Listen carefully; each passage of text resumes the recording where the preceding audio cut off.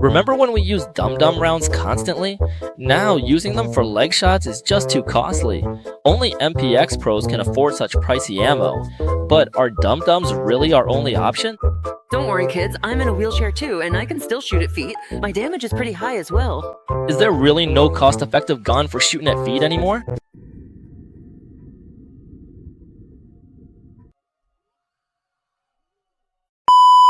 Do you really think I don't know why you guys like using foot shooting guns? It's all about getting big results with little investment. Take the MG3 for example. You can trade with dealers to get it, slap on a scope and a muzzle, and then just go wild with dozens of cheap unit rounds. Plus, it deals a whopping 84 flesh damage. This gun isn't just for filling out your loadout, shooting legs only takes 0.4 seconds. Even if your opponent kills you, all they get is a scope and a muzzle. Importantly, with the AR foregrip and compensator, horizontal recoil can hit 91 points, which is huge. But foot shooting guns have one fatal flaw. They fail in direct gunfights. We have a two-gun advantage. Once the fight starts, we win. Respawning at the vents, I push up, pop a painkiller, and gather intel while staying hidden. In this spot, listen for compound activity. Based on what we just learned, a bunch of people respawned at the clothing store, but we can't just rush in. The MG3 isn't great against bots, and I'm wearing junk gear with no armor this round. If we go head to head and try to surprise them, we'll actually be at a disadvantage. The first floor is guarded, so they won't leave soon. We can take our time gathering intel, no need to rush after the White Wolf. This spot's always been a good ambush point. Following the rule that 1 + 1 is more than 1, I put on my sunglasses. People who respawn at the admin office usually camp by the sofa. Even if we can't get them from here, we can at least get some info. Once we confirm there's a squad at the admin office, we'll know about both teams in play. From that guy's movements, we can tell he thinks the threat's coming from the yellow card direction, so he didn't go straight there. But it's still unclear if anyone's actually near the yellow card. Still, if there's a chance, we have to assume someone's there. Keep that in mind, it'll matter later. After gathering intel, I noticed my teammate rushed down to ambush someone and got killed. He said he knocked one down, so let's help him with a grenade. When I threw the second grenade, my stamina bar was empty, so it didn't go as far, but that's okay. Let the third grenade finish off his teammate. No one went over. At this point, bots started spawning by the black gate. Early on, the admin office only has a 1x scope. If no one from their team goes inside, it's normal for them to sneak over here. I heard heavy footsteps at the warehouse entrance and thought it was a real player running over, but it was just a bot. Man, how can it run like that? Damn, I really thought it was... By the way, with the MG3, you definitely need to bring an extra magazine, otherwise you'll end up like me and have to just toss all this ammo. It's already 8 minutes into the match. Do you remember the info we got at the start? Remember, there was a grenade explosion over by the admin office earlier. Two teams definitely spawned in the upper half of the map, and now it's gone quiet, which means the fight is already over. If it were you, and you heard gunfire over by White Wolf, would you come over to break up the fight? Of course, it's possible someone would come to intervene, and over by the warehouse there was a bot that ran all the way over, so if anyone wants to come break up the fight, this is the only way they can go, and a narrow corridor like this is perfect for ambushing people. If they try to sneak up, if I stay at the main angle, I'm definitely going to get hit, which is why I chose the off angle to hold. Unfortunately, I didn't get a headshot with that shot. When I heard their footsteps getting closer, I immediately pulled out a grenade. The enemy knows we're hiding behind cover to grenade them, so they're ready. I keep gathering info despite the chaos. My teammate's pinned down by an AR-30, so I'll drop down to help since staying up here is risky. I'll grenade the guy above to stun him and buy time, then dive down to assist. But, you know... You have to constantly gather information and pay attention to the footsteps upstairs before dropping down like this. Careful, there's still someone upstairs who hasn't jumped down yet. Pull back a bit.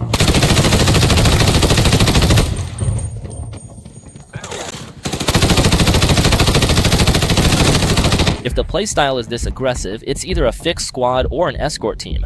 There's still 3 people on the other side, and it's really hard to guess their roles. Usually in this situation, the boss will either choose to retreat directly or try to sneak over for a peek. Since these 3 attackers retreated right away, the boss might also just pull back. But even so, we still need to be careful. We come to the spot to heal up, because from here we can cover the bomb directly. Most importantly, the enemy is pushing from the hallway, so at most, only the boss might come from their direction. And there hasn't been any intel from the warehouse to the set area for quite a while now. While I'm healing up as the costume designer, I can hear anyone trying to sneak up on me. After I finish healing, I don't hear any movement, so we need to focus our attention on the front, because the boss might not retreat, and the situation on the field is still uncertain. Someone's already here. We don't have close range gear, so we need a weapon fast while tracking the enemy. Even if blinded, they'll likely grenade and push to check. Let's see what they do. Since they're not moving, let's treat them to a grenade.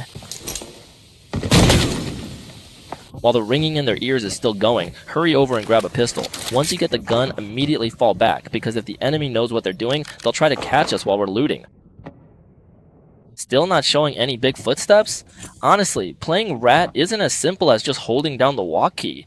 If the enemy already knows your position and you're still just walking forward, that's just dumb. Because playing Rat is all about information warfare. If the enemy gets your info, you've already lost. You can hear a stun grenade go off again, so someone's probably near the couch. For this round, let's avoid the main hall when we retreat. After going back and forth with the enemy Rat for so long and they're still not moving, I'm basically just feeding now. Plus, I'm almost out of utility. This is a classic case of someone thinking they're invisible just because they're holding walk. Just standing there, not moving, even when I use my utility. That takes guts. The enemy still isn't moving, so I guess we have to make the first move. When I did a jump shot leaning back, I saw where they were. Crosshair ready, even though they're at a slightly higher angle, if my aim's good, I can still take them down. Longtime fans know originally I played like this too. Those just holding walk and camping with a shield aren't really rats. Sweep the area again, just in case they have any teammates around. These loot bags are all in pretty open spots. Both the first and second floors are accessible. When picking up these bags, make sure to keep an eye out in all directions, front and back. So we need to periodically check the set area, White Wolf, and this late game passage over here. To be honest, most viewers prefer watching those exciting kill highlights, and very few people are willing to sit down and watch these in-depth breakdowns of overall strategy. If you've been following me for a while, you might remember that I actually used to make strategy analysis videos, but back then, hardly anyone watched them. That's because these kinds of breakdowns can be pretty dry, and the videos are usually much longer, like this one, which is a lot longer than my recent uploads. If you feel like you learned even a little something from this video, could you give me a like, comment, and follow, please? Your support is what keeps me motivated to keep making new videos.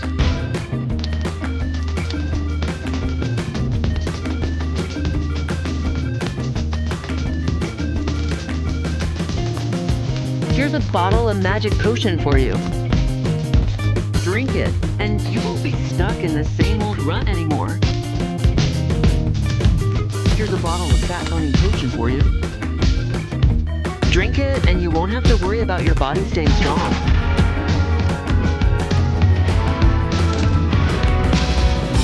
If you truly understand the spell, a single door can take you straight to the Milky Way. Here's a bottle of hair potion for you. Let's go on a space adventure together. I don't care about the twists and turns of the universe. Not at all. As for myself, if you see me smiling and looking interesting, I really don't care. What I care about is whether you want to watch me go to the moon. If you have someone like you, maybe you wouldn't need me anymore. That kind of courage.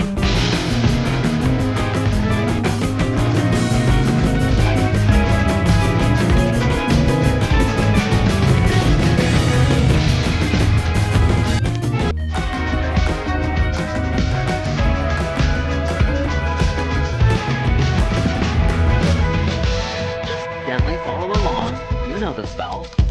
The single door can lead you straight to your kind heart.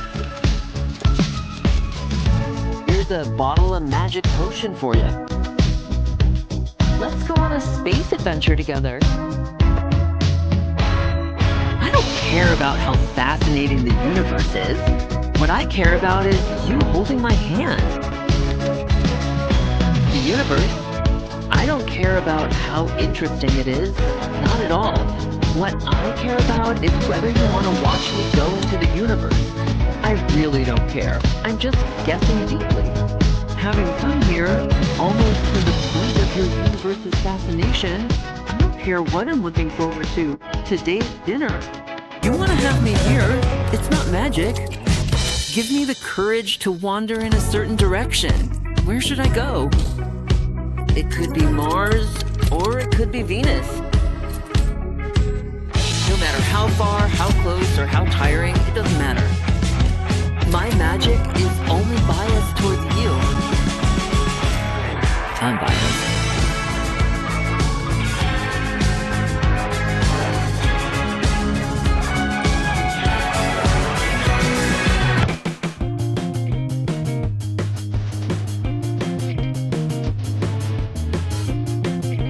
There are always people watching every time I go live. I have to ask.